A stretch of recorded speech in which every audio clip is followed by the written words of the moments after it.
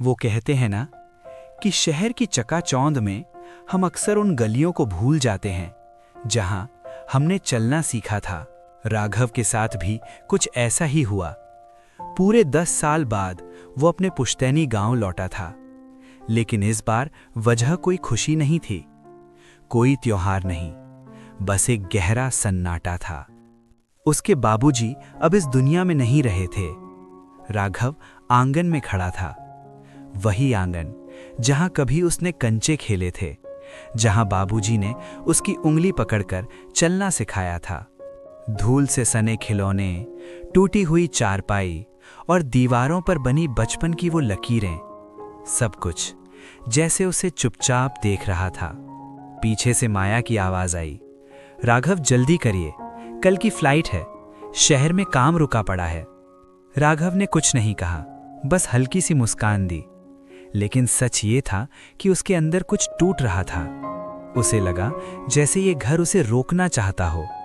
सफाई करते करते वो स्टोर रूम तक पहुंचा और तभी उसकी नजर कोने में पड़ी एक पुरानी लोहे की संदूक पर गई। वही संदूक जिस पर हमेशा ताला लगा रहता था। उसे बचपन याद आ गया।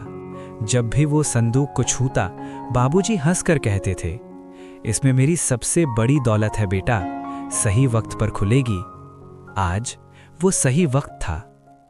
कांपते हाथों से राघव ने ताला तोड़ा। उसे लगा अंदर जमीन के कागज होंगे या शायद सोने चांदी के सिक्के, लेकिन जैसे ही ढक्कन खुला, उसकी सांस रुक गई। अंदर कोई गहना नहीं था, कोई दौलत नहीं थी। अंदर थीं सैकड़ों चिट्ठियां और उनके साथ लगी हुई मनी ऑर्डर की रसीदें।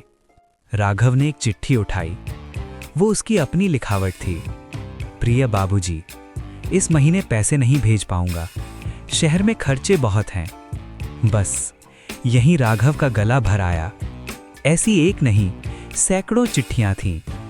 हर बार उसने मना किया था और हर बार बाबूजी चुप रहे थे, लेकिन हर चिट्ठी के साथ पैसे जमा करने की रसीद थी। माया ने पास रखी एक पुरानी डायरी उठाई। पहले पन्ने पर लिखा था, राघव की पहली कमाई। पन्ने पलटते गए। लिखा था, आज राघव ने पहली बार पैसे भेजे, मैंने खर्च नहीं किए, उसके नाम से जमा कर दिए। एक और पन्ने पर लिखा था, आज राघव का फोन आया, वो परेशान था, नया घर लेना चाहता है, पैसे कम पड़ रहे हैं। ईश्वर से प्रार्थना है कि मेरा ये संचय उसके काम आ जाए। इतना पढ़ते ही राघव खुद को रोक नहीं पाया। वो फूट फूट कर रो पड़ा। उसे याद आया कैसे वो फोन पर बाबूजी से झुंझला जाता था, आपको क्या पता शहर की भागदौड़, आप बस पैसे संभाल कर रखिए। और बाबूजी हर बार चुप रह जाते थे। संदूक की सबसे निचली तह में एक आधा बुना हुआ स्वेटर पड़ा था। वो उसके बेटे के लिए था। शायद पूरा नहीं हो पाया। स्वेटर के साथ एक छोटी सी पर्ची थी। उस पर लिखा था, बेटा राघव, तुम कहते थे ना कि मैं पुराने ख्यालात का हूं। सच ही तो है, पुराने ख्यालात के लोग प्यार को तिजोरी में बंद करके रखते हैं ताकि अगली पीढ़ी को कभी कमी ना हो। उस पल राघव को एहसास हुआ कि जिस तरक्की पर वो गर्व करता था, वो कितनी खोखली थी।